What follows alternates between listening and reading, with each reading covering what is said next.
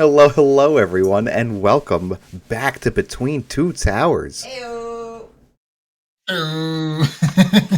Guys, it's been a while. For those who don't know, I am Eweezy. I'm PewDiePie. Nice to meet you all. How you doing? I'm sorry, Markiplier. I'm not PewDiePie till next week. I'm ExecutivePirate. Welcome in, everyone. I hope everyone had themselves a great new year and great holidays. It's been a while, and I feel like a lot has happened, and that's pretty much going to be what we talk about today, is this rather big deal. For those who may not know this, ExecutivePirate, at least when I met him a year ago now, if you look at my flag in his chat,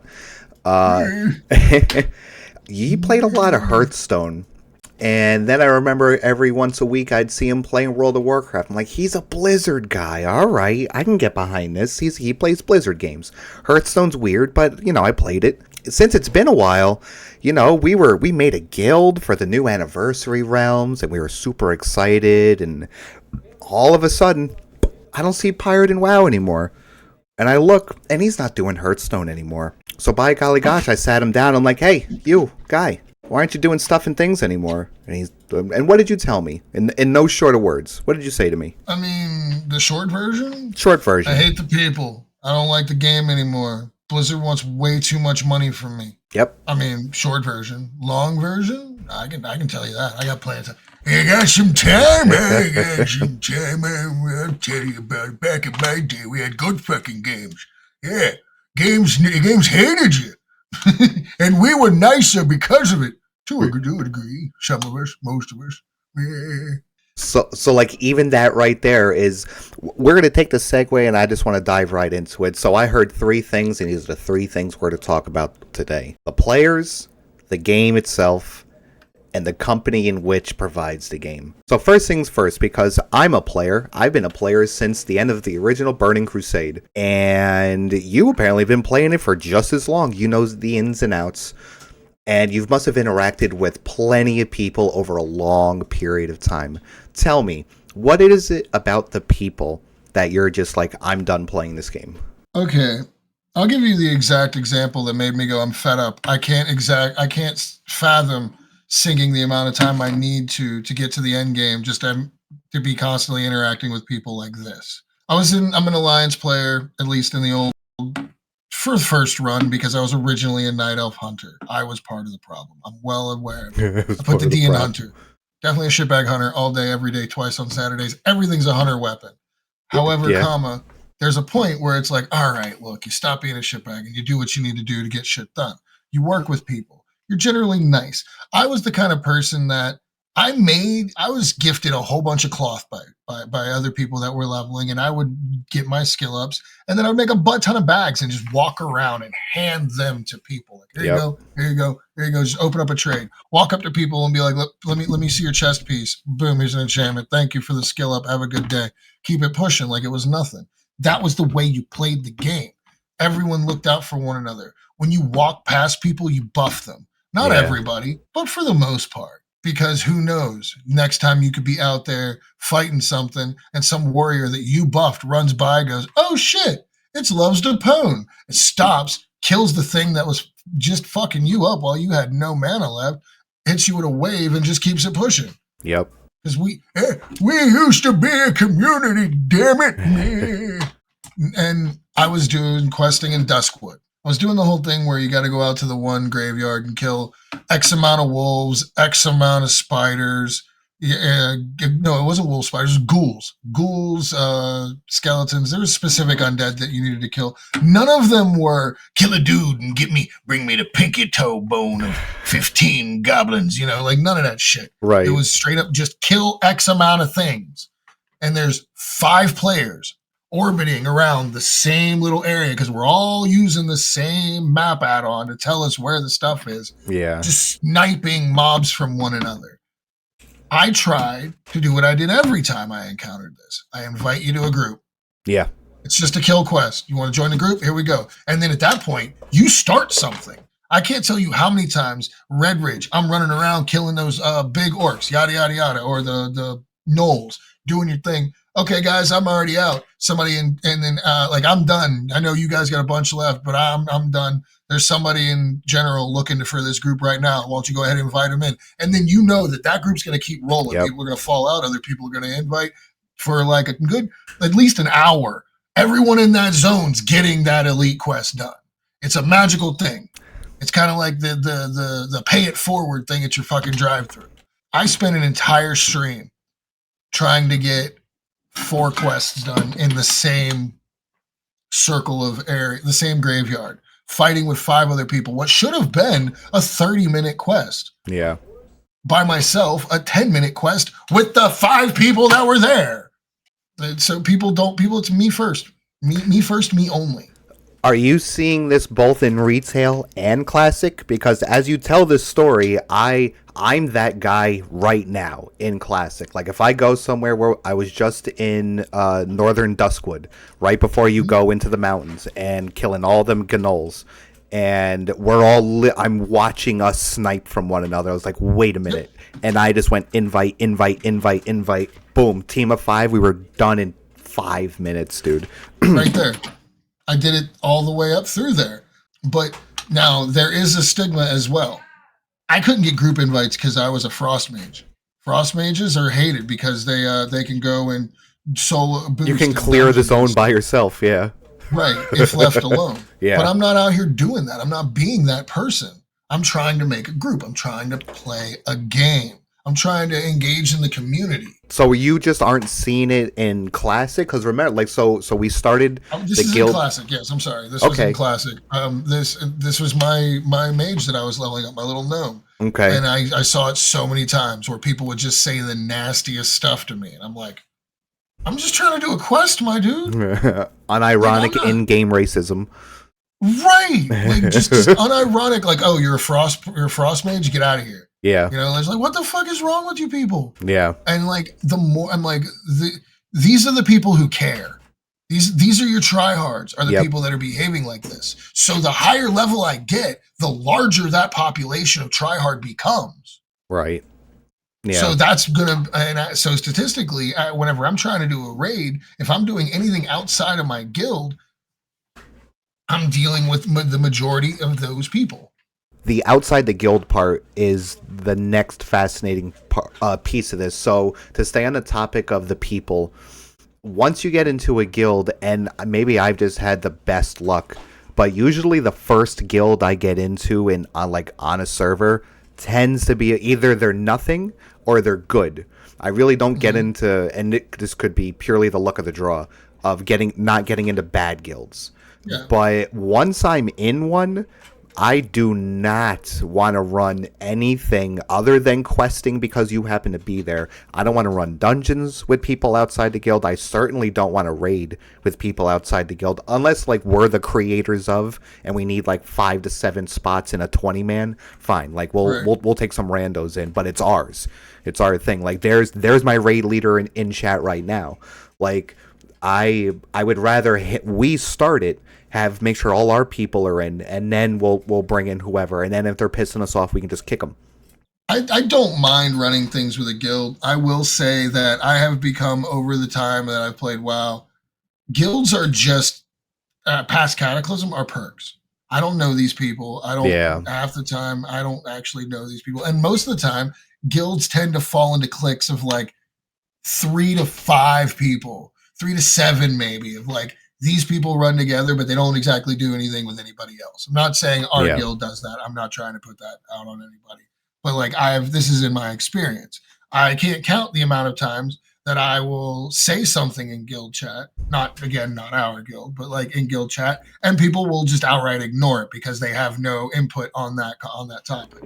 Right. They have nothing to say.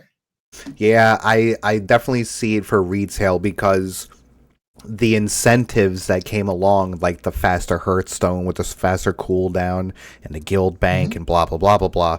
Once all of these and I don't want to call them artificial, but it's the only word I got for it right now, artificial perks of doing things being introduced after things were already running fine. Like, I don't really see too much of a problem, especially from a classic standpoint, in people running certain parts of the game by themselves. You don't need to be in a guild to go and do a lot of the game, most of the game, to be honest with you.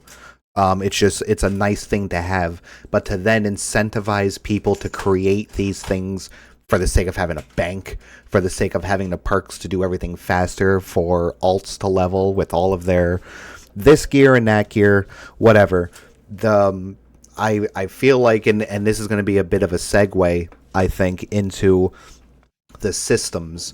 The systems, I think, are a huge part, and maybe this is a chicken and egg conversation. I think it is going to be, where the systems then influence the social constructs of the game within the communities. If you add a hardcore version, or you add a heroic version, if you add this vendor, if you add this currency, you add this level, so on and so forth, you then change the priority of the player without the player really having that input. But then on the other side of the chicken and egg conversation, is it that top 0.01% giving that input, and now we just all live in their world? Your average player, your average, casual Andy logs in, does their stuff with maybe their circle of friends, their guild friends, whomever, logs out. They probably they use Wowhead to, like, they search quest names. Yeah. You know what I mean? They saw an item somebody had, and they Google it to find out where it comes from, and then Google takes them to Wowhead. Maybe they Wowhead shit on their own. Your average person is not out here watching Bellular videos. They're not out here watching, they're not, they can't tell you the name of a single world first guild ever. Right. Like, that's not them. They're the people that are like, man, why does leveling professions, just leveling it, have to be so expensive? Why do I have to engage in a crafting system? Your average player is finding ways to do things without having to interact with other people, because the other people element is becoming the problem. I feel like, and part of that is made from the fact that every single aspect of WoW is a competition now. Every single major endgame aspect of World of Warcraft retail is a competition. Mythic Plus is invitationals.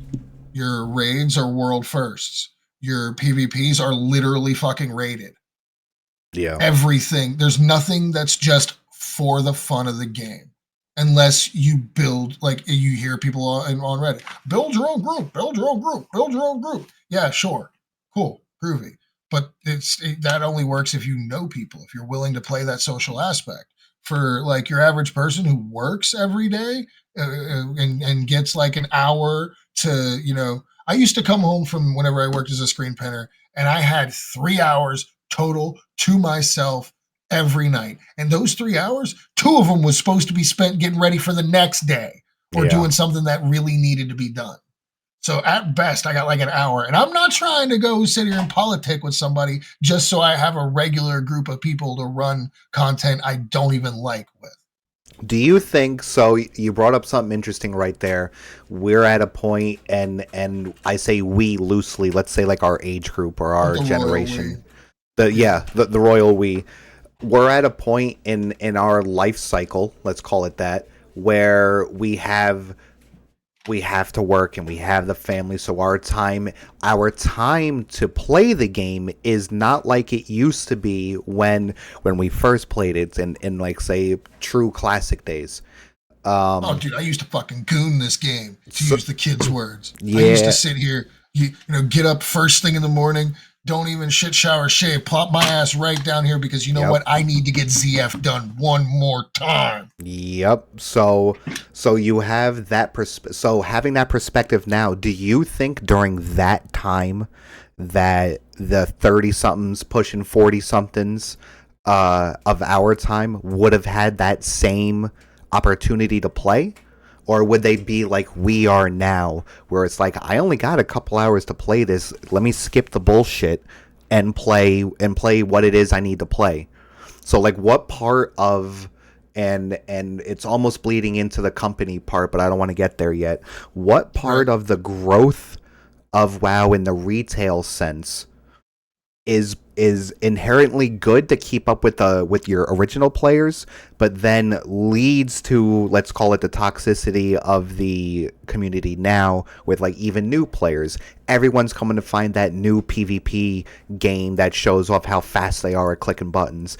Everyone's looking for the big bad boss that looks really cool when 30 people take them down. No, I completely see where you're coming from. What they need to do is there's apparently you can do all of the raids in retail WoW on a story mode. Basically, by yourself with a bunch of NPCs. Cool. Doing follower dungeons, fantastic, wonderful things.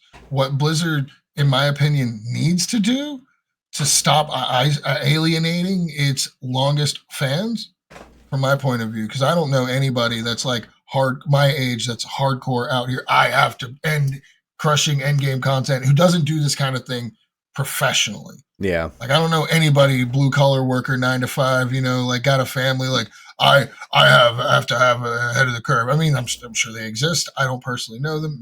Maybe I do, and I just don't know their personal life. But my point is, I don't think these are the people that are going for that. I think they need to stop crippling the rewards from casual content.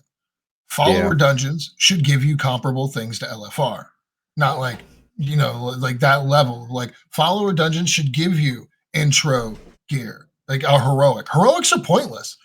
There's no reason to do a heroic at all anymore. I remember whenever you used to sit and like post and trade, like anybody want to do a heroic Magister's Terrace? We just need a mage, man. We need that CC. Come on, we got the whole group. You know what I mean? Yeah. Nah, man. I run Magister's Terrace with my group. I'll do Steam Vaults or something with you, but I ain't touching Magister's Terrace. That's how it used to be. Heroics are laughable. People are mad that delves at their max rank give, I think, heroic track gear. Doesn't it give, I was going to say this before, doesn't it give mythic gear? Like, can't you just do delves and get the best gear in the game? I think so, and that's people are mad about that. Crazy. Like why is that a bad thing? Because it's too late. Like I love that that's your reaction because I want to give this answer. So you're absolutely right, dude. Why is this a bad thing? It's a bad thing for the same reason you cannot give out Invincible. You have to put a different color skin on it. You have to change something about it because it's too late. It's been so long that the trials and tribulations, the blood, sweat, and tears, the insert whatever you want to insert here, of the thing, now make it the thing. It's not about the thing anymore. It's about what it took to get the thing. So if you go and you do any type of catering after the fact, you take away from those who have suffered. It's that old social construct, right? You suffer because I suffered. I think is so baked into the company trying to meet the player base halfway, and they don't know how. They really don't know, and we wouldn't know what to do with it even if they got it right at this point. You know what I mean? Because of that history. You're right, and I agree with you. But I have some, however, commas. Okay. Tier 3. They just brought that back. You can craft it.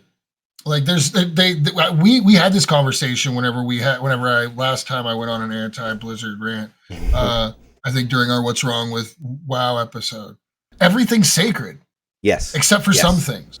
Like we'll never give you the corrupted Ashbringer or the spectral tiger mount, but we'll sell it in China for $200. Yeah. We won't ever give you this back, but you can have this thing that matters to other people. All these trading card game items. No. You can have that as a Twitch drop. Yeah. Never undermining the people. Like I've had a fucking picnic basket for literally longer than I've had my son. And I knew people who were like, where the fuck did you get that? It was a cool thing to drop. Now everybody and their mother got it because they watched me stream it for 4 hours. So before we get on to dumping on the company, because that's like kind of the easiest part, that's like the lowest hanging fruit, what I would like to do is give it a spin around. So it's been a little bit since you've been playing Blizzard games. Again, like as I met you, you were huge into Hearthstone, and you played enough WoW that I eventually got to learn that you know all the pieces of lore, and that's like my favorite part about you is that you know all the lore. I obsessively collect lore about everything. Well, you have the mind for it, you know. You have the mind, and you have the want. So, is there something you've been playing now that is scratching those same itches? Are you getting and before I want to keep this very segmented before we talk about the people of whatever games, if you're playing live service, by the way, and make that part of the conversation if you aren't playing live service games anymore. But first and foremost, you every time I think of you, the first thing I think about, the first thought that comes to mind is lore master. Like you know your shit, man. Is there any Thank you. other is there anything scratching those itches for you now? There are, but like I'm not playing live service games. I've been playing Final Fantasy 14 every so often. I have a very short cat man who tries very hard. I love him. He's adorable. However, every MMO reminds me of my first love. Okay. Every MMO, they all look like her, man. I just want to call her back. I'm feeling it. I'm fucking jonesing. Yeah. But I will not. I'm better than that. And I went back to that hot chick I used to have flings with back whenever I was single. I'm talking to Elder Scrolls again. I've been Okay. calling up. I've been flirting with Fallout, you know. She's been through some shit, but she got pretty recently. She got all prettied up for that TV show she got coming out. It's wonderful. True. You know, Fallout 4 now Steam and me and Fallout 4 haven't been getting along recently. We got some spats. He liked to open it up on the wrong monitor. I had to reinstall the game in the middle of the stream. It was not a good time, not a happy time. But I will tell you, well, I was going a little Trump there. Not a happy time. Not a happy time. I did not enjoy it. I was not having a good time. It was not a good time. They are uninstalling the games. Oh no. Right. No. Lock in, stop it. Anyway, I've been playing a lot of single player games, bouncing Okay. from new things to new things, finding I said it to you ages ago, I think in like a personal conversation or maybe on here, who knows. What I've been doing has been just like I said to you, a streamer's bread and butter are those silly indie games. Yeah. Those this game costs $3 and it's all about writing your name in the snow and piss and you have to do it in one solid stream. Fuck yeah. Yeah. Ooh, oh, all right. Okay, I know that's not a game, but like we could probably bang that shit out and we'd see people streaming it. Fuck yeah. So I love that you just said all that, dude. So I've noticed that it happens to be a lot of streamers' bread and butter is the indie games, dude. It's the only ones I'm seeing, and even to the point of saying taking chances. Do you know how many different versions of like jump horror, like jump scares, how many of those horror games exist? But they're all gold. All of them are gold. Yep. It's you have some of the biggest streamers, like that is in fact their bread and butter is the small indie games. To someone like you and me, I don't think indie games are getting the value from the players like they would for you. Like, and I say this in this context specifically, like you have now left the biggest small indie company, ironically, to now play all these other ones.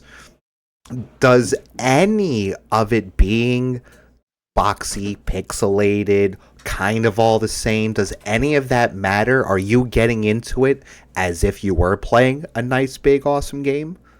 Some of them. Okay. There are certainly some games that I'm like, I'm not fucking playing. Like, no, buddy, this is trash. This is hot garbage. Oh, There's some of those, yes. But even the hot garbage games, they have their fun. I played some fantastic indie games over the last year that I would never have gotten to play or never would have thought to play as like just a regular video game consumer. You think I would have bought Pools if I was fucking I got $10 to throw at Steam? No, I'm going to set that $10 aside and buy fucking Baldur's Gate whenever it comes out. You know what I mean? Right. Like, you think I would have played Clickhold? That game's fan-fucking-tastic. Go play Clickhold. It's great. Go play Pools. It's wonderful. Like, turn your lights off, plug both headphones in, crank the sound up, and trudge through some hip-high water, wondering if something's going to jump out and eat your damn soul. It's fucking amazing. Go play Squirrel with a Gun. What would Squirrel with a Gun have looked like if Ubisoft made it? You know what I mean? What an interesting question. Well, how many different third-party programs would I have to sign into to play Slay the Spire if EA made it? And that's what sucks too, right? Is that remember when there was a time where you heard a studio was working on a game and you got excited? Yes. And That's the three B's of gaming. The three B's of gaming. yep, yep, Bethesda, Blizzard, Bungie. Always got my money. 15 years ago, here you go. yep. I pre-ordered every Borderlands. I bought the season pass for fucking Borderlands pre-sequel before I even knew what the DLC was gonna be. Also, ironically enough, that was the last season pass I bought. But still, the point stands. Yeah. Like I cared. I loved that stuff. It was great. Those were the three companies that I always were like, yes, I will give you my money every time. Right. Now, no, not even FromSoft, which replaced it. I loved FromSoft right up until the last DLC for Elden Ring. They upset me, but I'm not. No, I don't think there's a single game company that's like a big AAA studio that I'm like, Naughty Dog's making a new game. Insomniac's doing something. I mean, Right. even what's the other one that begins with an I that's not Insomniac? Maybe it is Insomniac. I was The gonna ones that say made Spider-Man for PlayStation. Those guys, Spider-Man PS or for the PlayStation, Spider-Man 1, fucking a piece of insert Homelander details perfect meme here. Yeah. Spider-Man 2, it's like insert that meme about fucking Game of Thrones where like amazing horse picture, stick figure of a horse. Yeah. Like the chair or like the wheel of a car because they just bolted on something else. They gave up halfway through that game. Yeah. I 100%ed it. I crushed that game literally I think it was 3 or 4 Fridays in a row. I beat the brakes off of that game. I gushed like the most emotional fangirl ever. Like when you saw Venom for the first time, I paused and squealed for like a solid 10 minutes. Just, oh, look at him. Oh, he's so cool. Oh, they got his proportions right. Oh, he looks like he could crush Spider-Man's head. Oh, look at the size of his teeth. Oh, they got the tongue right. I lost my collective shit. I'm still excited about it. Yeah. And that game was disappointing. So to answer your question, no. Let's bring in the third part, and then I wanna tie it all together with how you're doing now. So the last part of this 3-pronged attack on said company is the company itself. Blizzard has been going through a lot of things, and I know this is about you leaving their game specifically, but I wanna try to compare apples and oranges because you started it before. All of your AAA. Go ahead. I'm not leaving them entirely. I'm done spending money with them. I'm not giving them any more money, any more of my money. Right. That is a good distinction. Diablo 3 today. I saw that. I don't remember Diablo 3 looking that bad. Why did it look bad? It doesn't. Dude, this is my favorite fucking thing nobody knows about Diablo 3. Sidebar, everybody. Congratulations. It's Pirates Easter Egg Corner. Every January, there's an event in Diablo 3 called the Darkening of Tristram. They put the entirety of Diablo 1, all 16 fucking floors, I was saying 13, it's 16, inside Diablo 3. You can go to just boot up Diablo 3. Don't install it right now. I know you have it. You know you have it. Dust that shit off. Go in, update it, install it, go make a brand new character, load it up in adventure, go Act 1 to the old ruins of Tristram.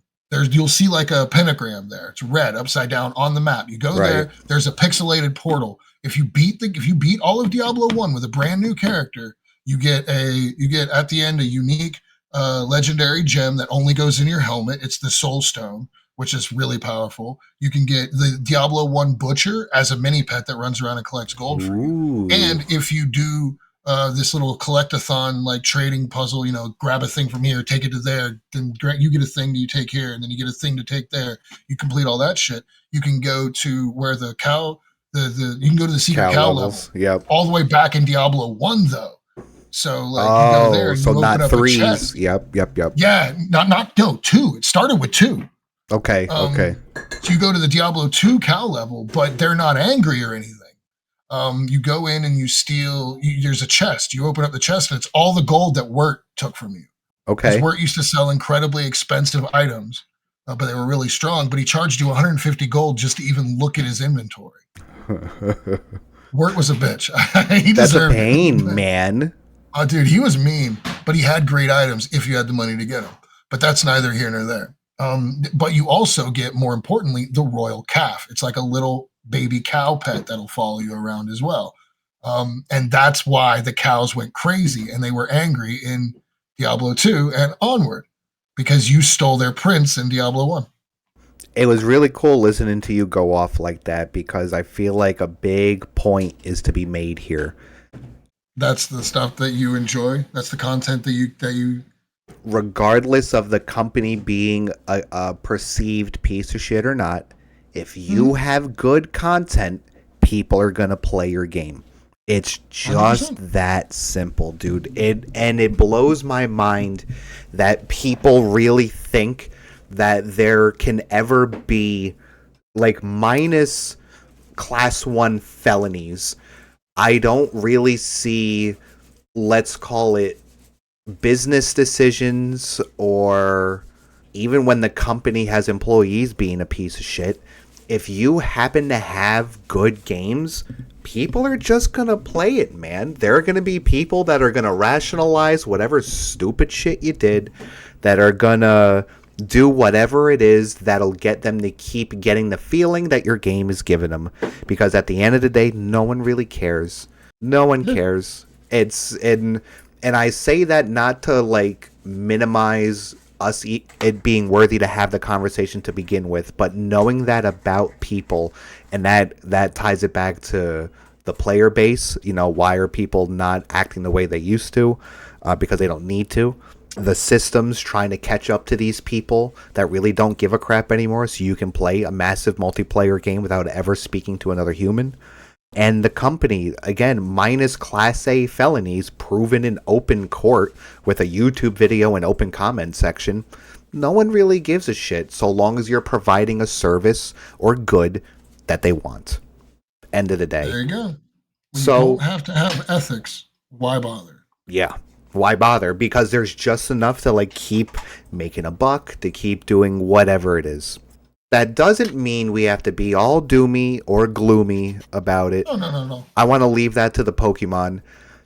I want to re-ask you now, getting off of what community is doing it for you, what game systems, what types of games are you finding enjoyment in now? What is now filling the void of getting the procs on your mage, getting the hunter volley off right, making like getting your pet to do the interrupt and just murking freaking the horde running by because I play for the alliance. I'm the executive pirate. So I'm going to say something that I've been told is a ridiculous statement. Okay. One of my favorite comfort games, like I could just pick it up. I could be dead drunk. I could be hungover. I could be whatever. I would still at least pick it up and try to get the happy chemical from playing it because I enjoy it so much. Dark Souls 3. Love Dark Souls 3 so much. I hear it's the best of all of them. It's my favorite of all of them. It's the one I started with. Like I have a soft spot for Fallout 3, even though it's not the best one, because it's the one I picked up. It's the one that got me into open world RPG style games like that in the first place. That makes sense. Dark Souls 3, like I was fighting the Nameless King the other night, and I just was I wasn't so much frustrated. I just kept having bad encounters. Where he would just like, I'd run up to him and he'd be like, doop, doop, doop, and I would miss all my dodges and he'd 3-piece me. It would take me longer to get to him than it would to die to him. I've seen a video or two. So let me preface this. I hate Souls games because they look so infuriating. They go so fast. You have to do all this dip, dive, duck, dodge, and dodge. And that doesn't look like fun.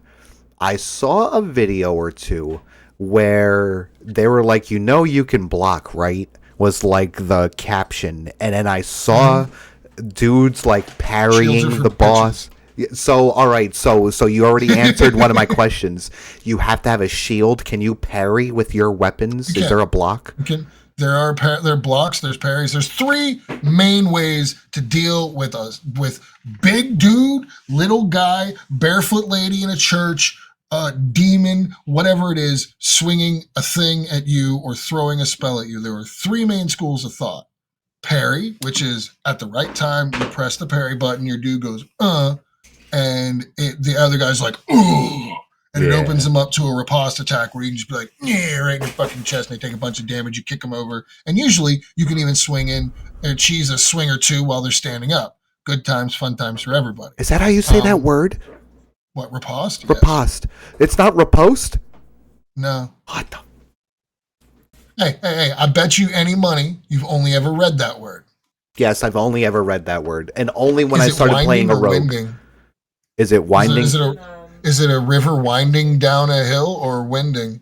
Because I've heard audiobook narrators say winding, and it's just motherfucker, you just pronounced a fantasy word with 3 apostrophes correctly 2 paragraphs ago.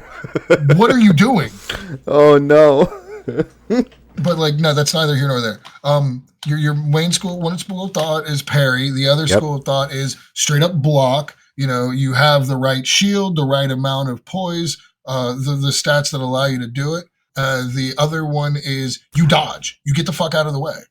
For me, the moment of getting that interrupt, that getting the turning around, dismissing my pet, summoning my Keelan, battle resing somebody, dismissing my Keelan, resummoning my pet, and keep going on. That kind of stuff is holding down the move button and doing a slow sidestep as I'm sipping my sippy cup to heal right here in the boss's face. Right. Disrespectful as shit. And I got away with it clean. Didn't get hit. I'm going to be riding that energy. I get more energy from that happening than I did from beating the boss the very next day.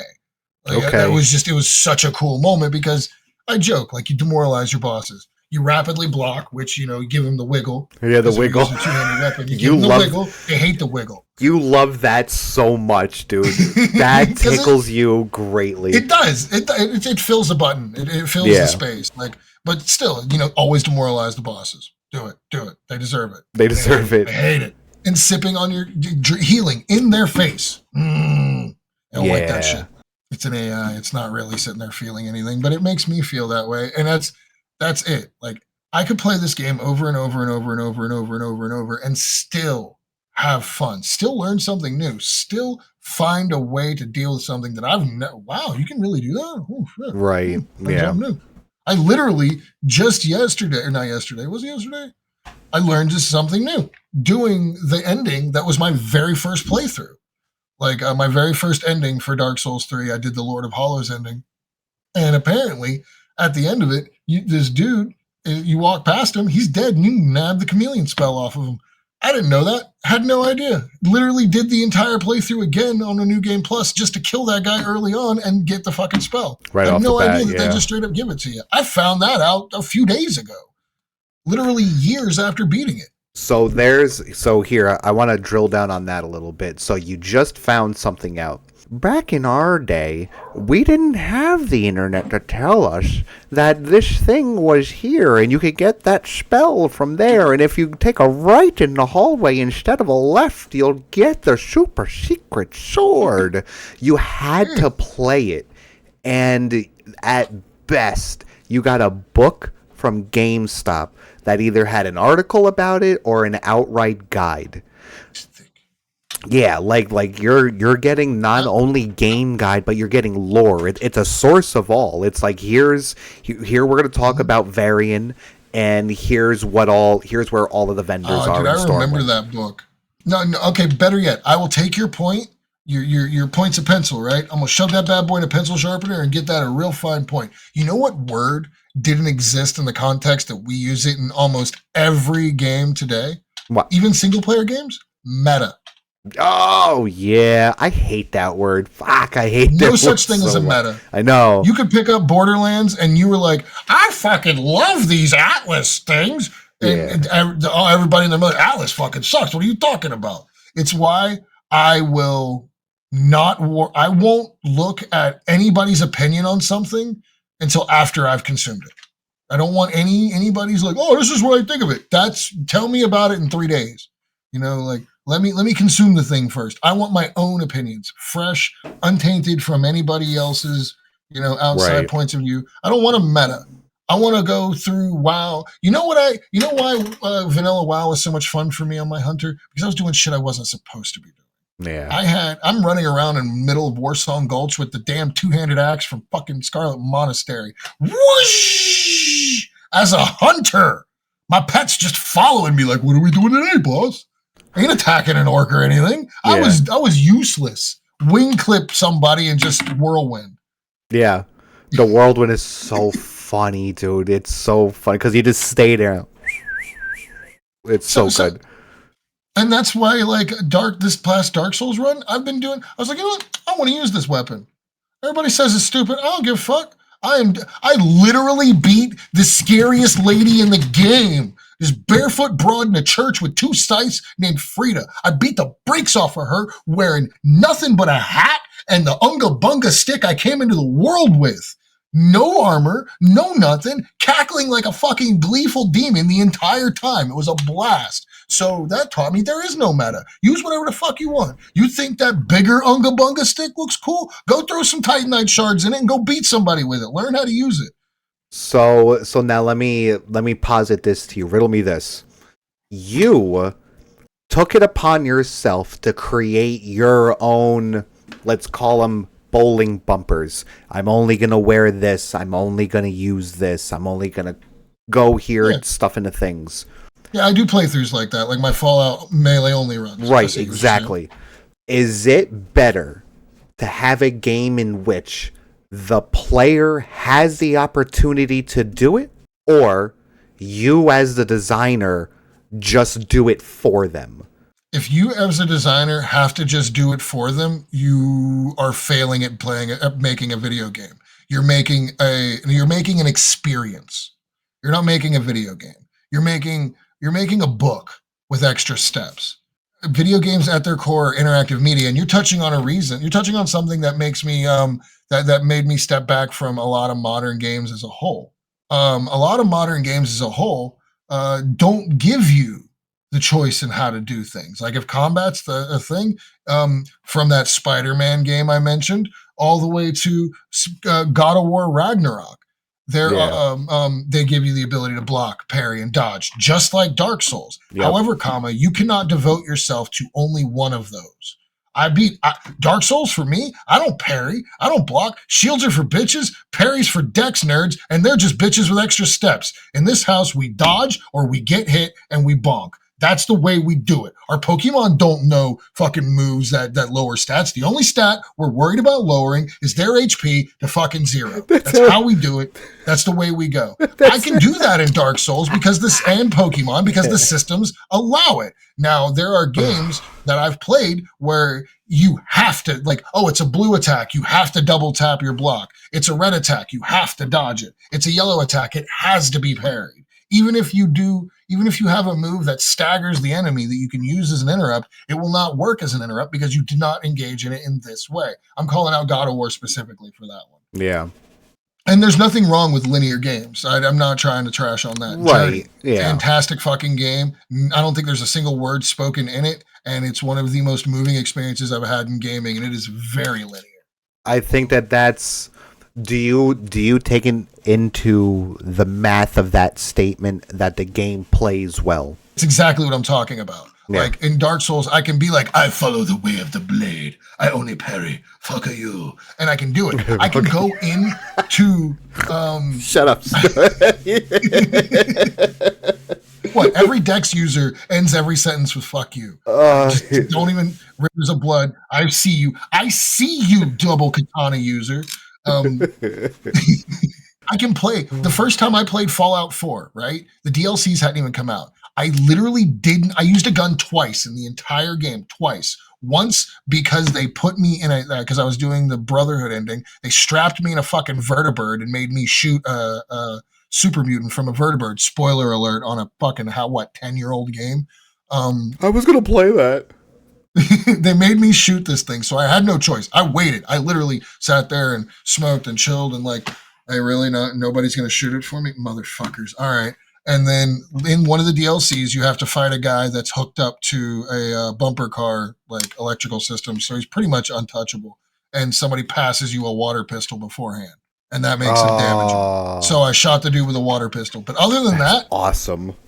Mollywop Meat Chops beat the fuck out of all of her problems. Like, that was it. I meleeed everything. It got to by the end of the game, I was one punch Death Claws. It was wonderful. I had a great time. The game allowed me to do that. Did it make it easy? Fuck no. My natural predators were turrets. My apex predators that killed me every time were turrets that were right there. If I could jump just a little higher and swing, I could just kill. Nope, it killed me. That right there. That was my apex predator. Something that you would walk into a room as a gun user, immediately clock and go pop, pop. Yeah. All right, let's keep it pushing. I'm over here having to reload my save 17 times because I put these restrictions upon myself. But was I able to complete the game doing it? Yes. And you had fun doing it. I had a blast doing it. I tell stories about Mollywop Meat Chops to this day. That's why I remember her name. So I like that. I like that all a bunch from my end, and to kind of touch upon Dagan's thing before. I think a really good example of all of it coming together and working is Assassin's Creed Valhalla. Assassin's Creed Valhalla is rather linear, and it's open world. So you can go and kill boars in the forest until you're of level to go and just walk through everything. But it gives you the road of linear just right in front of you. Like, if you want it, it's right here. This is how you do it. I'm going to mark it on your map. Go have fun. Mm-hmm. And what myself and Bunny love so much about it, it's really one of the first Assassin's Creed where you don't have to be sneaky. You can go through the entire game and just raid and be loud and boisterous. Will it mess you up in some instances? Oh yeah, the game is still built. I've played it. It's built for you to be sneaky. You know, on the outside of the arm, not the inside. He said, "I don't want to lose my finger." I was like, "Get the fuck out of here." To touch on that, to walking simulators. That's arguably like a point A to point B kind of game. Stanley Parable. Ooh, yes, yeah. That's a good one. Fan-fucking-tastic, and it's all about your choice. To the point that they introduced DLC where you make the same choices, but you're holding a bucket. And guess what? You're excited to do it. Yep. Yeah, you are. Yeah, you are. Do you think that's people just, like, figuring humans out and, like, not Pavloving them, but, like, to some degree, just, like, treating us like the idiots we kind of want to be in some instances? Like, shut my brain off and just vibe? Yes. Yeah. Yes. You know what my other favorite fucking game to play when I'm stressed is? Like, I just want to... like that, that exhale, but in a game, Tetris. Ooh, yeah. It's making order from chaos. It's you are taking what is given to you and you are making it work. I like that. I like that take a whole bunch, taking what you get and making it work. That's did you just make a life lesson out of Tetris? I've been doing that shit for years. My goodness. Yes, 100%. 100%. You get stressed? Go put on some fucking lo-fi. You can find lo-fi Tetris. Why would you want to? Tetris is an absolute banger. Every single one of those those three themes, bangers. Go put on some Tetris and just don't worry about whether you win or lose. Reset when you lose. Just play it. Just play it. I guarantee you'll feel it. You'll feel it just fall off unless you really suck at Tetris, in which case I'm sorry. I understand. That's cool. Uninstall the game. Go play Hello Kitty Island Adventure instead. We all still love you. Yeah. Did you know that they all have a name? What, the Hello Kitty? You know Hello Kitty's not a cat, right? No. Oh, the blocks? The blocks. They have names. Yeah, they have names. Yeah. Get the fuck, they do! They do, don't they? In the book. Dude. In the book. There are two of them are just named Ricky. Oh, it's Orange Ricky and Blue Ricky? You couldn't even give them Cleveland Z? No, these are no way. Cleveland Z? Rhode Island Z? Who named these? No way. Don't worry, chats. We're gonna get them up on. I'm gonna get them up on stuff for us. That's fucking funny. You're funny. Your reaction is just awesome. No way. Yeah, dude, it's been like that. Tiwi Smash Boy. I mean, that's what I'd call a square. There's no way that's what it is. This has to be a fucking Nope. meme. Orange. So like that's in the book. Like that's a book. That's what I'm looking at. It's just a Yeah. picture in his book, and I'm like, I've seen some shoops in my day, and that looks like a shoop. You know, Yep. Smash Boy hero. I mean, yeah, It's the obviously, hero, isn't it? Yeah. It is the hero. Yeah, man. I need a hero. To save me now. And it's like I have all these blocks. They're all set up. I just give it to me. Just give it to me. Have you seen the God of Tetris clip? Yeah, man. Did you Blind Peace. Did you see that news lady get like bit by the internet because she made fun of that kid for beating Tetris? Yes. Yeah, man. The bitter old lady makes fun of kid for doing something she'd never do. She could never do. Yeah. And that I think is an interesting aspect to all of this too, right? Is that like there are some things in gaming that are just sacred.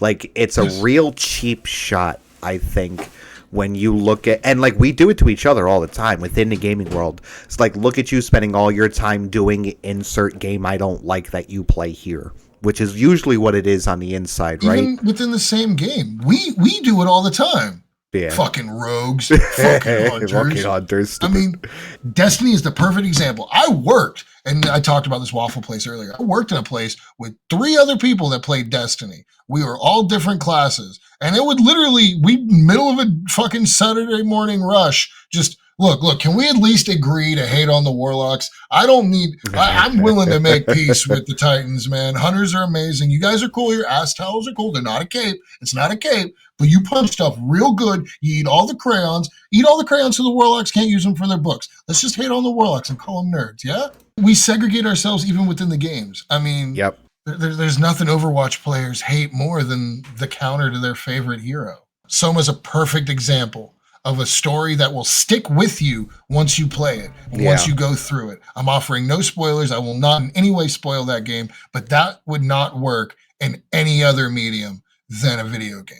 Hellblade, Senua's Sacrifice. I've played like fucking 10 minutes of that game, 20 minutes really, but I was just failing at the same 10 minutes twice. Just what I played is fantastic. You played Hellblade, in no way right? would I be able to get that from a movie and get the same kind of visceral experience they want me to have. Right. Now that you aren't paying subscriptions or for packs or for whatever in any Blizzard games, you are nonetheless playing a significant less amount of Blizzard games. Between the indie games, between you're going back to X's, do you feel... How can I ask this correctly? Are you missing Blizzard games less? Oh yeah. Okay. 100%. I want to call her every time. Every time I see a remotely blood elf or night elf looking elf lady in a game, I'm like, I want to go play on my hunter. Every time I see a badass lich, I'm like, I want to go play on my warlock. Every time I see some awesome card thing, I'm like, Ooh. I want to go play some battlegrounds. And honestly, just stepping away from I love my Blizzard. It's a comfort thing.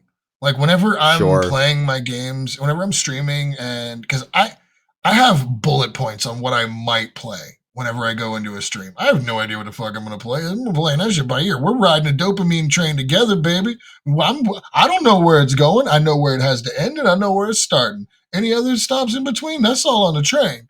I don't know what I'm doing, but like I could be like, oh, I'm not vibing. That game went kind of bad. I need to like and throw on some music and just kind of chill out and play something less brain intensive. And what can I do? Throw on some battlegrounds and chuck on some music.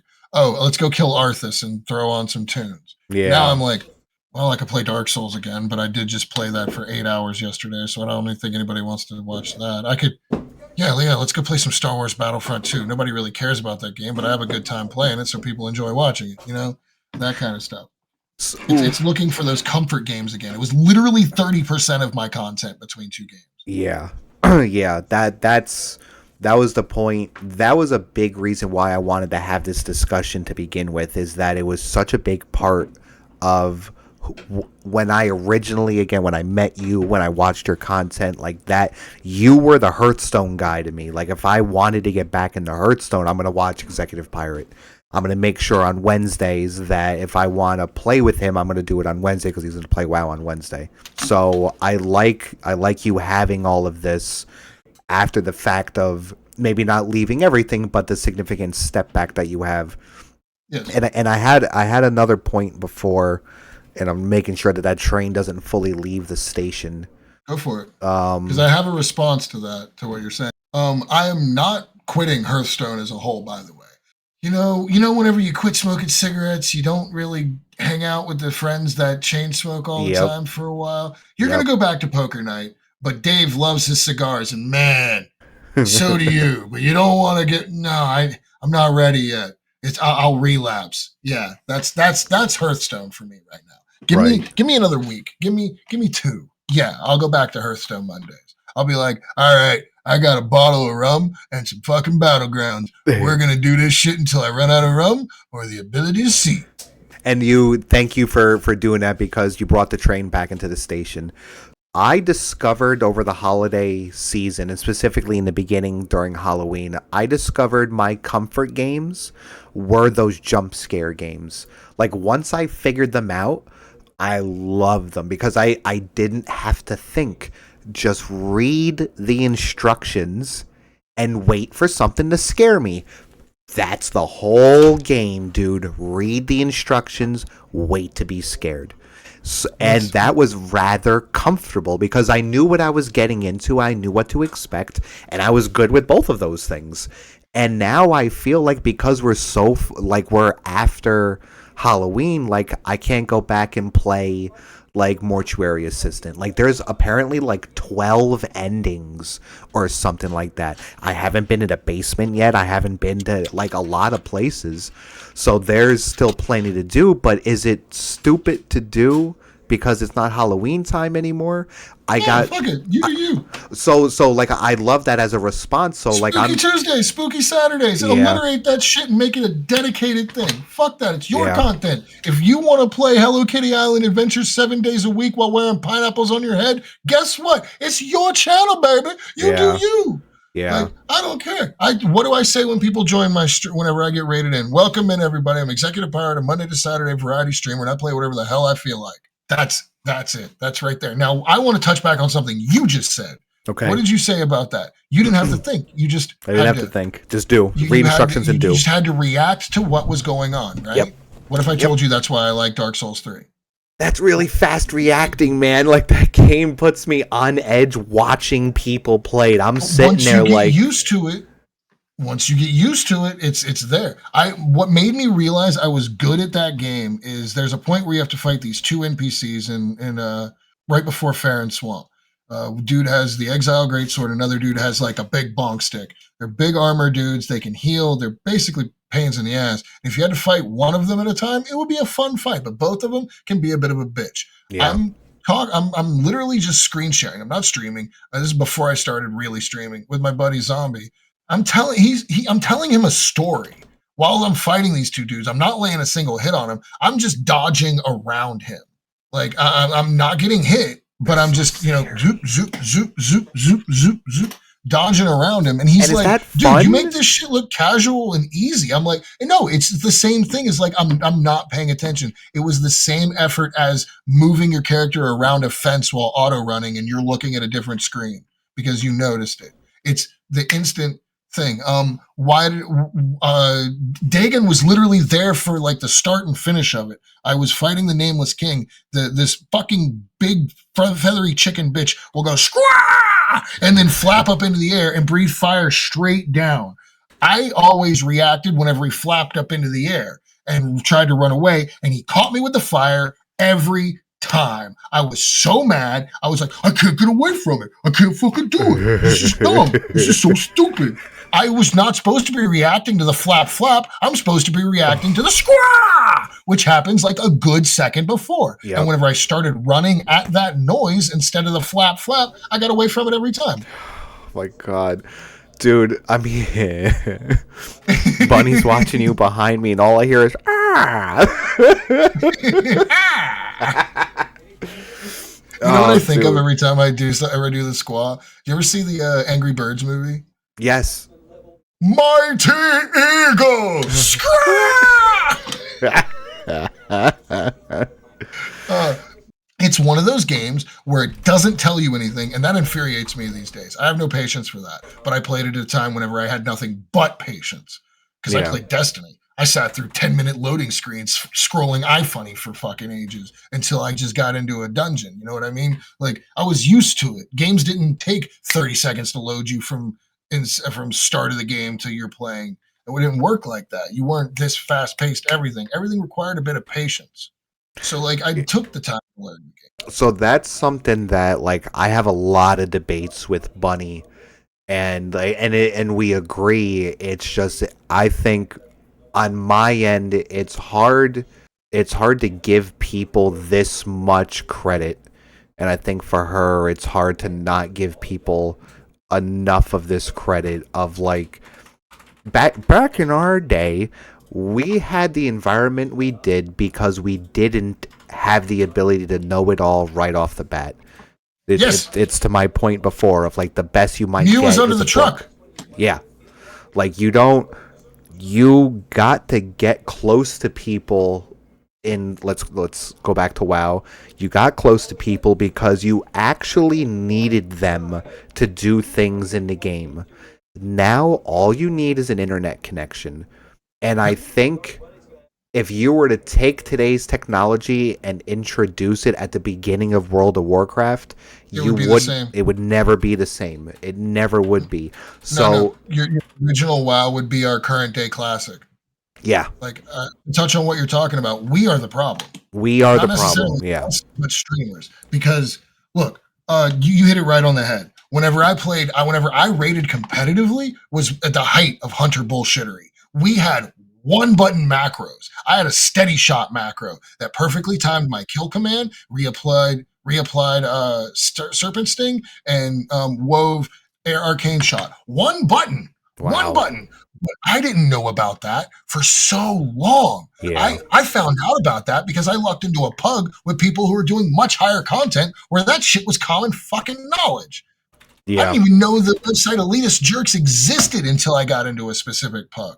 Nowadays, that would be, oh, I want to how to play BM Hunter in Google, and the first thing you find is MC Fatnuts telling you, oh, here's what you need is this exact build, these exact items, this Yep. exact macro, use these weak auras. You don't know how to use weak auras? Here's a 7-hour video on how to work weak auras.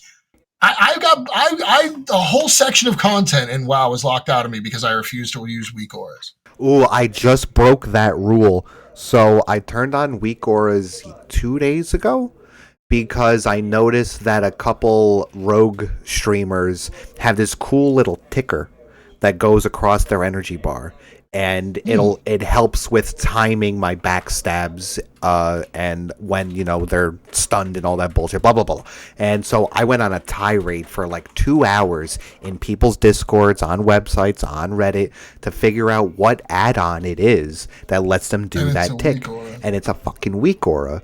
So which is basically you're just injecting your own programming into the game at that point. You're not even like there's a difference between having a cartographer give you a non-functioning but still referenceable map for Wailing Caverns and basically an entire other thing popping up like Hekili. Hekili tells you your rotation. I heard about that. I'm like, nah, I'm good. I still won't use Rested XP. I refuse.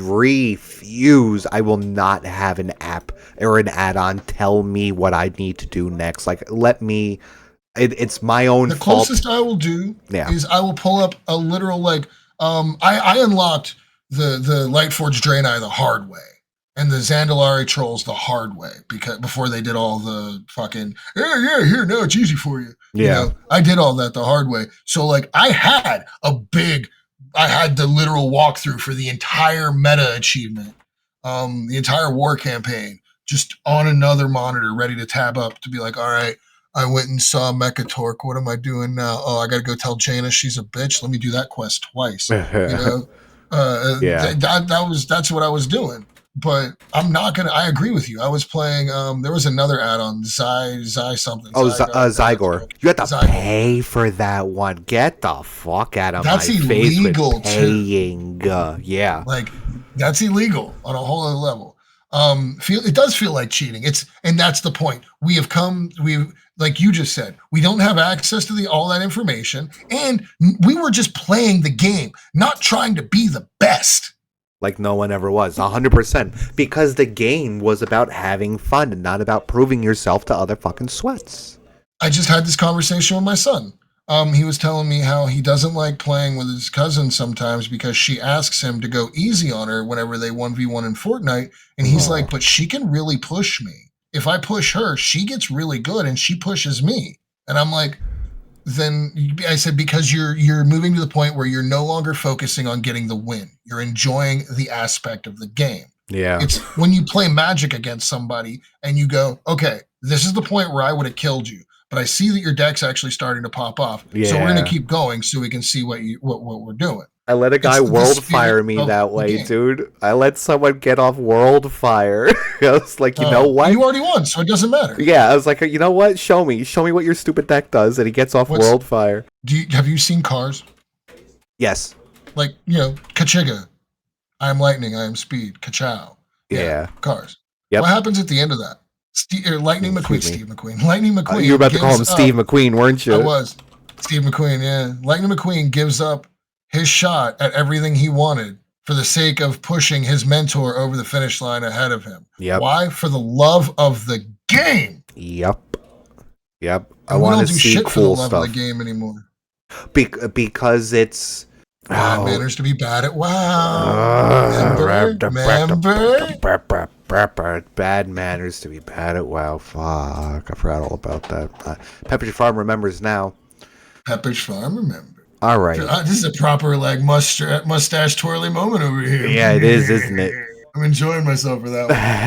I set that up months ago. Is that right? Yeah, because I got you to watch that video. Yeah, no, it was really, really good, man. Like, I sat there like, what a piece of shit. I was mad for the first half of that video. Yeah. Somebody made me finish it. Like, I literally saw somebody bitching about it in another Reddit thread, and they were like, you only watch the first half. Watch the rest of the video. And I went back and was like, this is fantastic. I wish I could get more people to sit through it. That's the thing, right, is getting people to sit down long enough to go through all that. You don't have people doing it, and that's a symptom of the problem, is that, like, their time could be better used doing something else. But is it because the game is built that way? Or is that because we as the community expect that out of it, and how dare they underdeliver? What do you mean I have to go and make friends? Fuck you. Give me the thing I paid for. Like, are we past the point to our earlier conversation? If Blizzard tomorrow undid insert reason you, the listener, don't play World of Warcraft here, if they reverted it and made it the best possible it can be, is it too late? Would you go and do it? Is it really about the game and how it plays? Tell you what, if we had Cataclysm and Mists of Pandaria style talent trees where we no longer had a choice really, and we were locked into like our spec dictated what we got. If we still had those and they tomorrow announced like Dragonflight style revamp of the talent trees, I'd come back. It's a big enough change. Right. And again, I set this up a couple months ago. $90 fucking mount. $90 mount. They're not changing shit, buddy. It's only getting worse from here because we're skipping past the biggest problem of it. Blizzard wants you to give them as much money as possible at every turn. WoW doesn't respect your time. Video games in general do not respect your time. And it's kind of the same thing Kitty Roars is talking about. Yeah, everybody and their mother is too serious. Like it's all about like, how good am I? I'm way better than you. Yes. Everybody has to be the best. And everything is such a slog. Yep. Games are made, again, I will make this point until I fucking die. The best town we ever got in Diablo was the Diablo 2 Act 1 town. It's a fucking rectangle. You can go in any path to go from any vendor to any other vendor in a short distance. It's beautiful. Look at any town in Diablo 4. It's a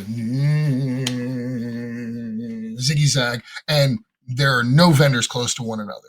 There's, if you want to go, you got to go hit your box, and then you got to go all the way over here through this ziggy zag pattern. Like it's needless friction. Everything is designed to pad out game time. So the game disrespects your time. Therefore, you have a greater emphasis on how you spend your time. Am I gonna is your average player who knows that this what should be a 10-minute quest is gonna be a 30-minute ordeal? Are they gonna stop and help dumb fuck McGee who pulled 3 extra mobs not die? No, that sucks to be you, buddy. Get good. Keep pushing. Because the game doesn't respect your time. So you have to respect your time extra hard. So when somebody else does something that impacts how much you respect your time, they're an enemy. Yeah. They are the problem. Not that the fact that the game is structured in such a way that it actively discourages you from engaging in the world of Warcraft. Hey, back in my day, we were nicer to one another while still being pricks. Yeah, sure, we raided people's funerals and they write articles about it to this fucking day, but we also were nicer to people. Yeah. For those who don't know your reference, I don't even want to explain it to you. Oh, dude, this guy died. They put his body in, died in real life. They put his body in fucking Winter Spring. And then no, it's all good. Do it. That's fine. They all did it on a PvP server, and then they posted on the server forums. We're gonna have a funeral for this and Winter Spring. First of all, I get it's your buddy's favorite zone. Cool, great, groovy, big money, awesome. You posted about it on the server forums, and then you got everybody standing there in tuxedos and shit in a long line to pay their respects. And you can change your weapons in combat in WoW, but not your armor. So what happens in this PvP server? Over the hill comes a bunch of ne'er-do-wells coming to just start laying into everybody, and they did. They killed that entire funeral. They red weddinged that bitch, except it was, a red funeral. It wasn't a good time. They still write articles about it. It's funny. Is it terrible? Yes, it was a shitty thing to do, but it was fucking hilarious because you set yourselves up for it. Like, am I victim blaming? A little bit here, but you posted it on the server forums. You know that people are going to see it. That's some word of mouth shit. I think it's about the expectation of, would someone really go and put forth the effort? Like, so from a practical standpoint, yes, stupid. You shouldn't have done that. From a human perspective, it's like, did you really though? Like, you really did that? So it's a I don't want to call it a balance or a give and take, but I would have had people in full gladiator gear standing guard. I would have had rogues hiding everywhere just in case. Yes. You know what I mean? Because it's like trust World of Warcraft. Yeah. Exactly. See, now thank you for the follow. Together. Yeah, have the boys together, dude. Like, you gotta. How would you handle this in real life? Oh, we are going to hold a funeral in this contested, war-torn area? Fine. We get guards. We do it right. No one else is going to die during this. Like, we do it right. They didn't do shit. There were people. You didn't have fucking rogues patrolling. You didn't have scouts. You didn't have people on those mountains going, there's a bunch of horde coming in. Now all of China knows you are douchebags. No, none of that. And like, that's the thing, right, is you can have, like, let's have the silly conversation, right? If you're going to be in the game and you're going to set up a funeral and you are if you're going to be in contested territory, like, if you have the GMs to help, right? Like, if you have the frame of mind to do an entire funeral in the game, like, don't nitpick what you want to believe about the real world and its applications to the World of Warcraft.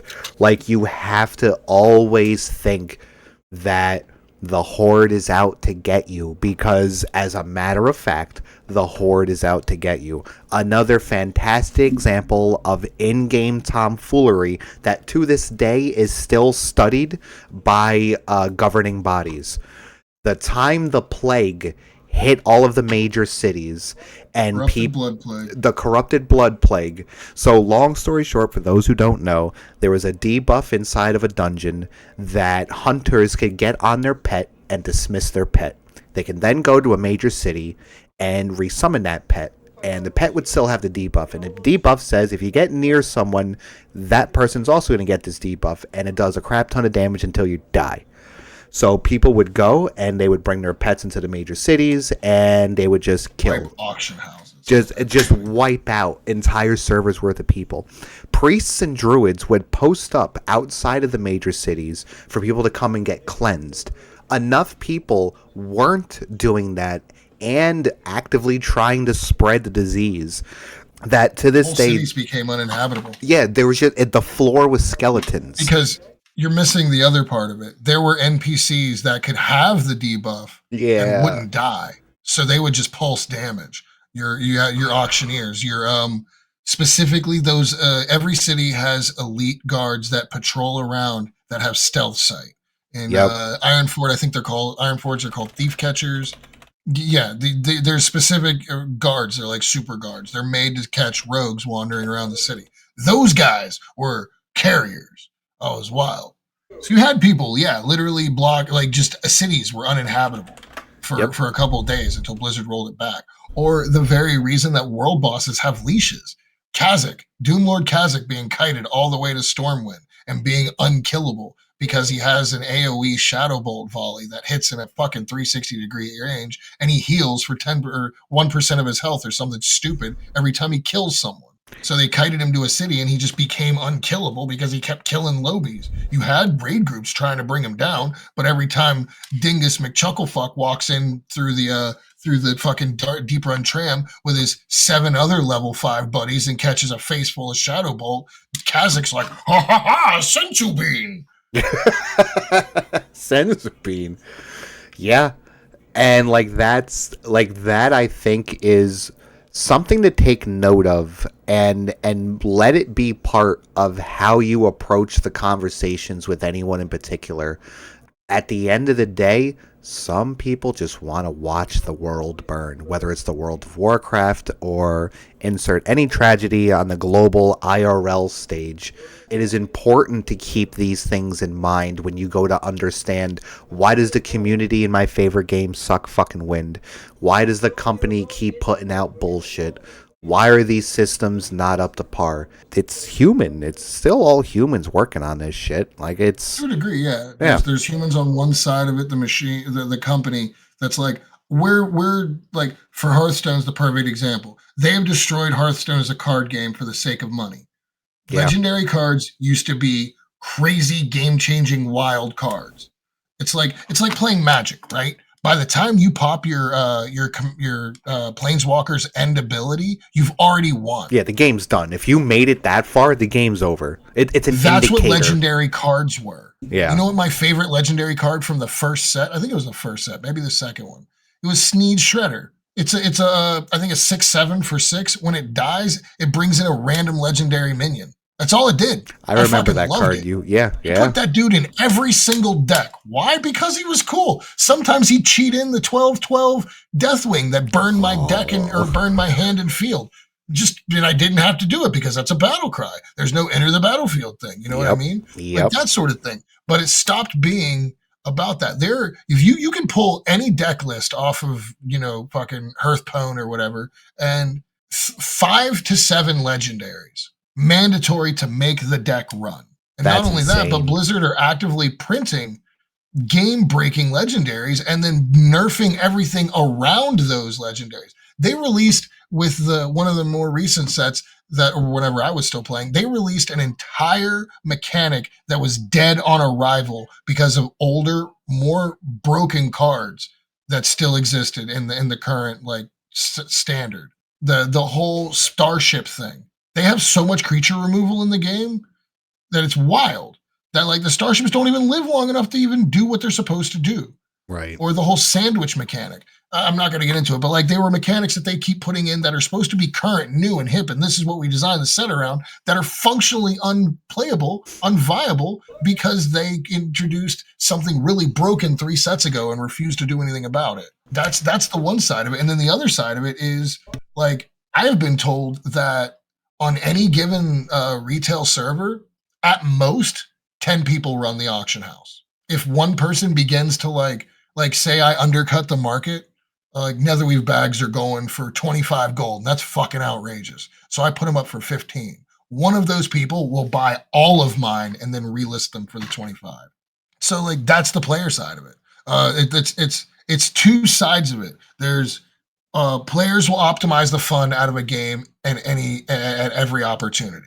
It is your job as a developer to prevent that. You give them the tools to have fun, but you also build the walls.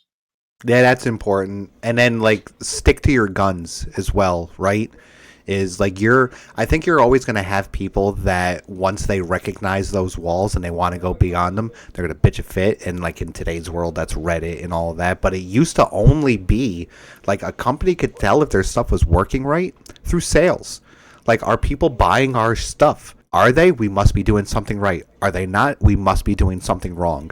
Now you have the ability to leave a review on everything, not only the product, but on the developer's Facebook page, on the shared company Instagram, then when they put out all of their cute little reels that they hired people to freaking make on their behalf. I want to let's bring it home. All in all, do you feel happy with the decisions you've made? Yeah. I mean, I'm happy I walked away from WoW. If only because I noticed I was only trophy hunting, and when I wasn't trophy hunting, I was doing something I didn't really want to do, trying to recapture a feeling I had whenever I was somebody I no longer even am.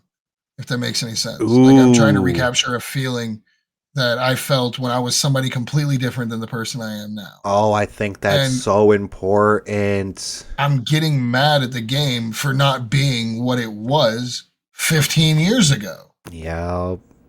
So we as content creators, right, we just spent an hour and a half dogging this game, and I think it's really important that at the end we take our foot out of our own mouth, right, to come to that realization that, like, I am not the same player I used to be.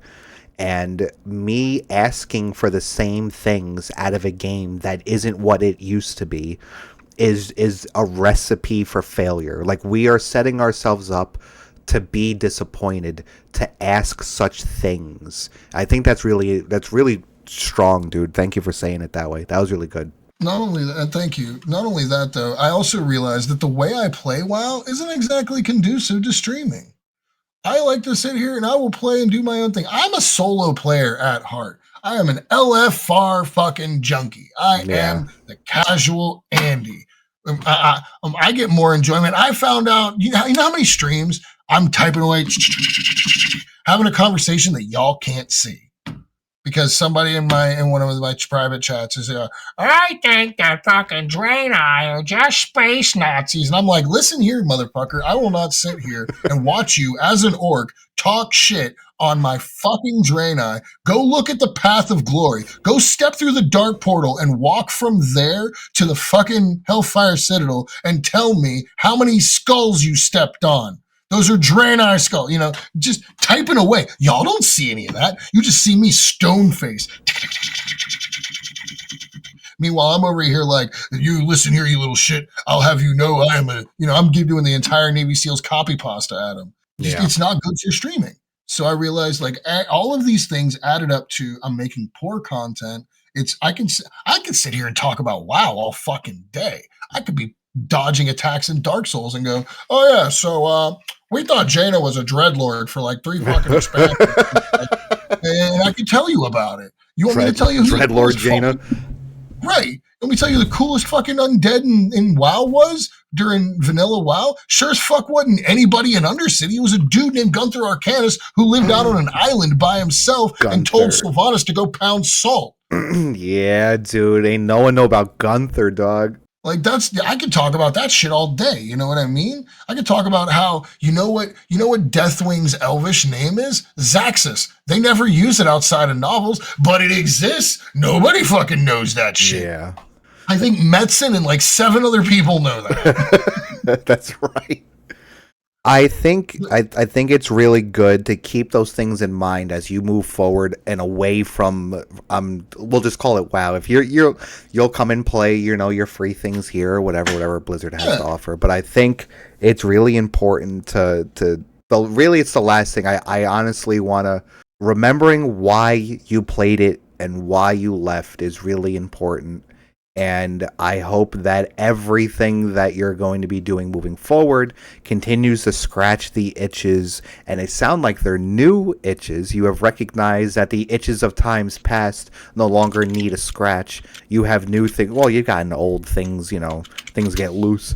So you have new itches that you want to scratch. And I hope, from what we've learned, the small indie games might be your ticket to getting those itches scratched and have good content. I completely agree. I think they are. I just went down a rabbit hole over here looking at this Zaxxas thing. Oh, here, yep. Yeah. See, look at you nerds nerding. I've Dude, read it's crazy books. because I was trying to find where it's specifically mentioned. I'll have you know that the opening theme for Cataclysm is called Zaxxas, and is a short title meaning many things all dire: chaos, fury, the embodiment of elemental rage, erupting volcanoes, shattering earthquakes, elemental fury, or catastrophe, often used to refer to the black dragon aspect, Deathwing. I'm trying to find where what article that was pulled from. But anyway, no, you're 100% right. I need to I've been going on this whole thing of games that aren't entertaining to me. Kitty Roars said it earlier. I miss the days when games were actually fun. We touched on this earlier. You're not going to get your major companies making Squirrel with a gun. No. Squirrel or Crab Champions. Crab Champions is being made by one dude, and it's the same dude that made Crab Rave the song. You know what I mean? Yep. Undertale is a fucking masterpiece that I still need to play, and that was one dude. It's passion pieces that I think are grabbing attention now. You're not if you're not like a COD guy or if CS:GO isn't your jam. Like now, especially our generation, I want to keep that thread pulled on. Now with our generation in our 30s and 40s, it's like, all right, I want to play, I want to have fun again.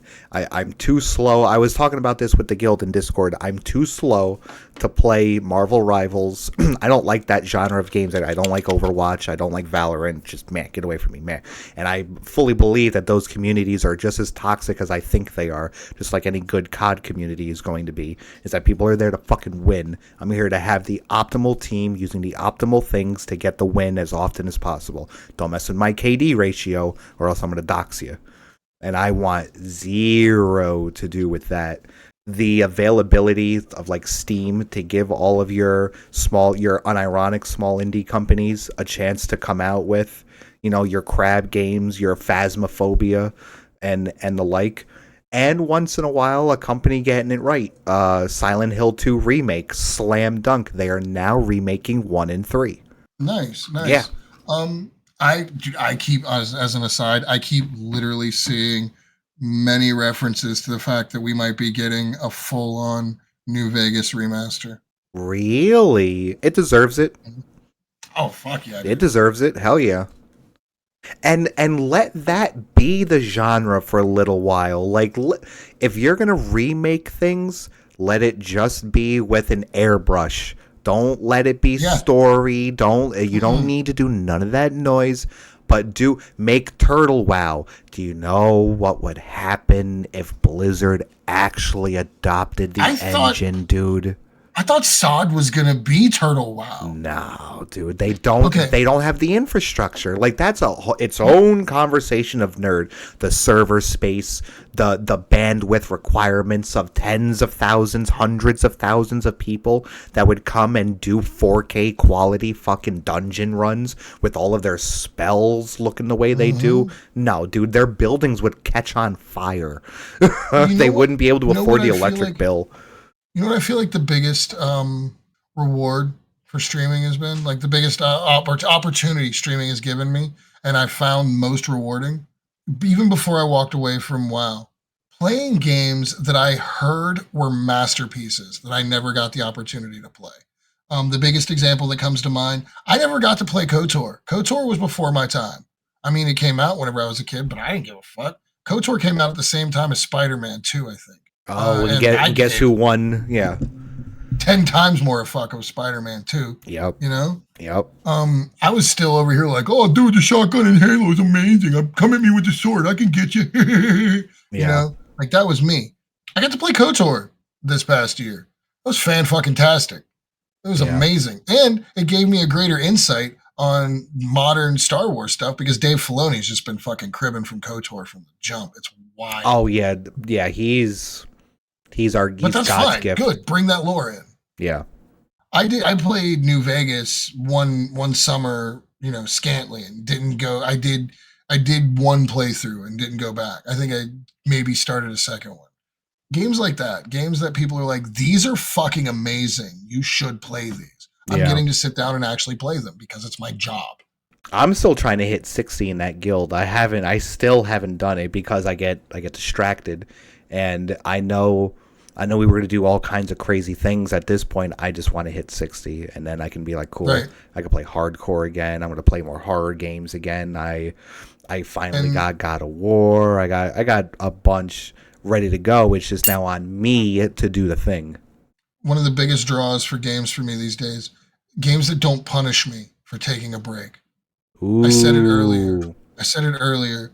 WoW, modern WoW, punishes you for missing. Like, you have to stay caught up, and if you don't stay caught up, WoW punishes you. Yeah. And where it doesn't punish you, where it has all the catch-up mechanics, that's where the community fills in the gaps and punishes you. Oh, no. You need this.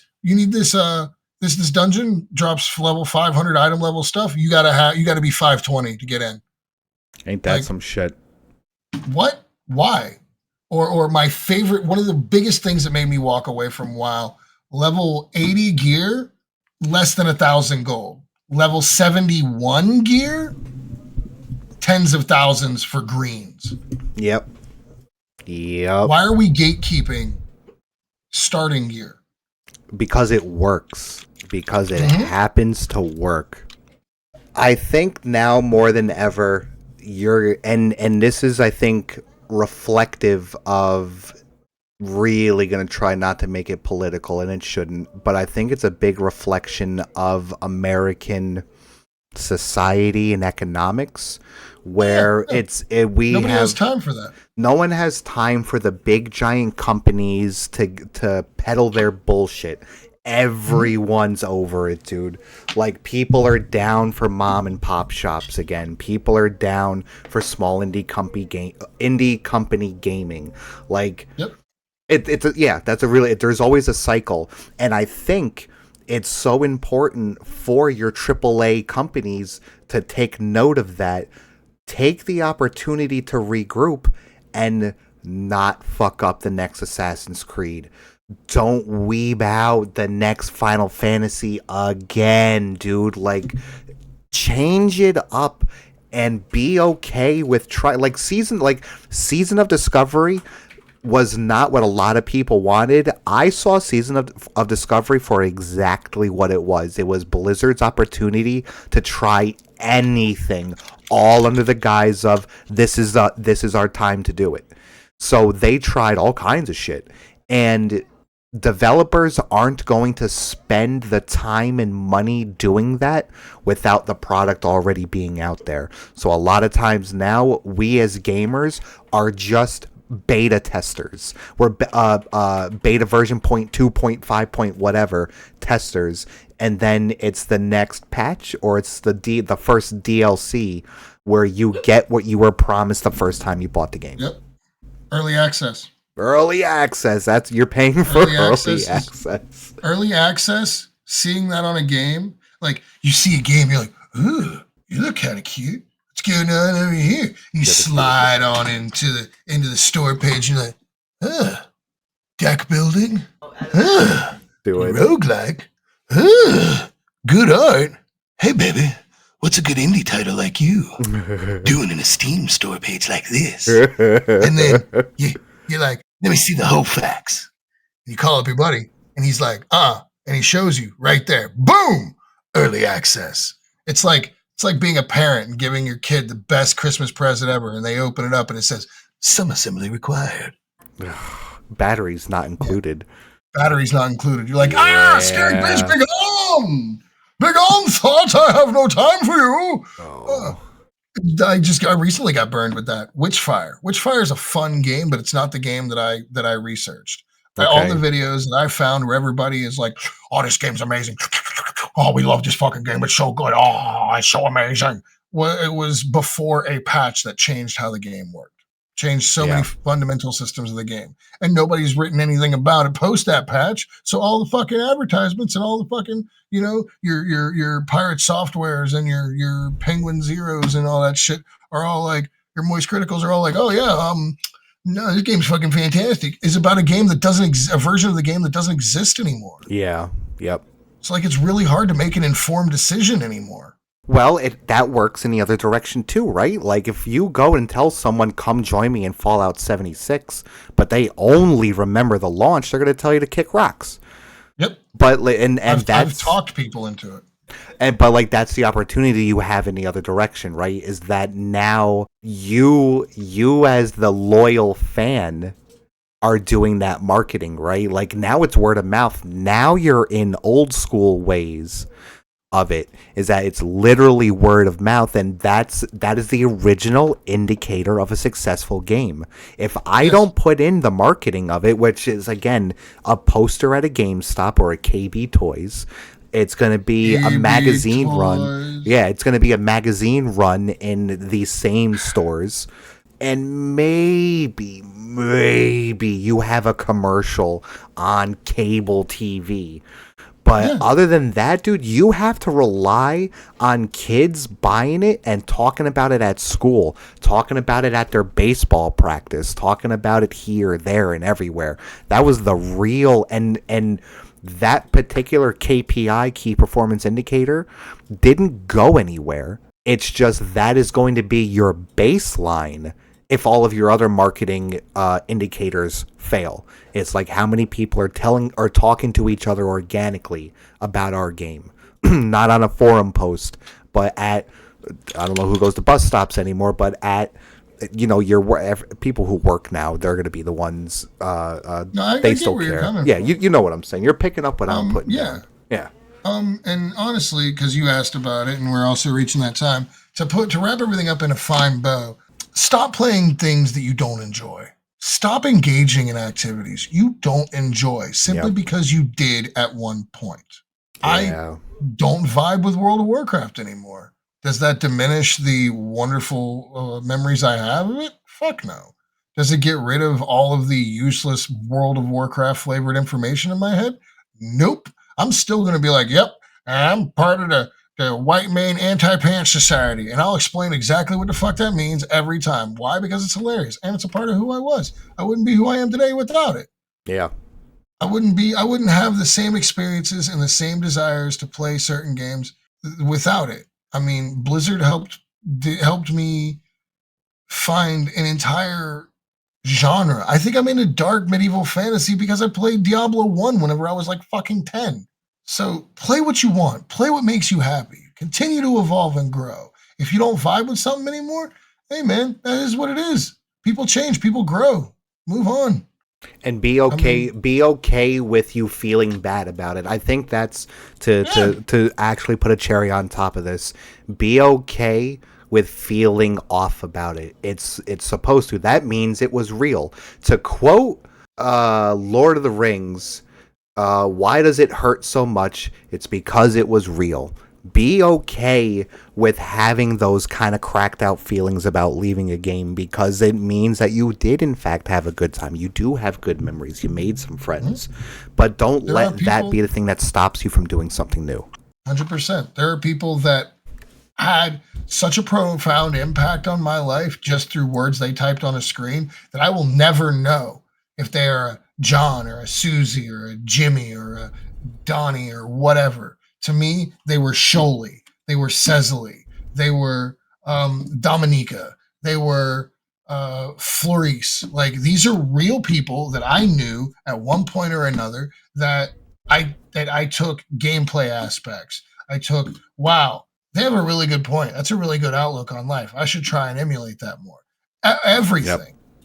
From these people, no different than I would have Jimmy Joe John, who worked next to me at the fucking sandwich factory for 30 years.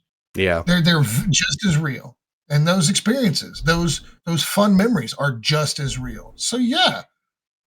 Was I mad at Blizzard whenever I quit playing these games? No. My feelings hurt? No. But I will say I was mourning a game. I was mourning a game like that like no differently than if I had, stopped talking to someone. Like, Yeah. man, I miss what I had. I'm not gonna have that anymore. But hey, my Wednesdays and my fucking Mondays opened up. Let's start trying new stuff. And here I am going, oh my gosh, dude, have you played that new Sonic Shadow Generations? It's so good. Shadow the Hedgehog is the man. He really is, though. Shadow the Hedgehog's so fucking cool. I I want to recently ask him if he'll be my real dad. And if he says no, I'll just ask him if I can have a poster of him to put up on the wall I can look at whenever I lift weights. I recently went to play Top Golf, and at Top Golf you can make games out of hitting the ball, like Angry Birds and Sonic. So you can smack a ball as one of each of the Sonic characters, and they go out into the field and they go and collect rings. It's freaking hilarious. So That is great. yeah, good sir. We've been at it for almost 2 hours. I think this is the perfect stopping point. I agree. If we go Awesome. on for too long, I think you'll find me and beat me up with whatever program you use for editing. No, we're gonna be great, guys. I'm gonna do my very best to get this video out on YouTube as soon as possible. Check back with your favorite streamer, whether that's him or me. We'll let you know when it's up there. You guys can go leave us a comment. Tell us how well we did. Tell us what we didn't do well, so we can fix it for next time. I'm gonna give us the soft goal of once a month we're going to get together and we're going to talk about gaming and stuff and life and things and tie it all together. I'm down. Since Awesome. we're requesting for things in the comments, I want to know your favorite kind of underwear. Post them in the comments. Oh, I can't wait to answer that question. I'm so excited. Ladies and gentlemen, thank you very much for having us. From me and Executive Pirate, thank you very much, and we hope to see you guys in the next one.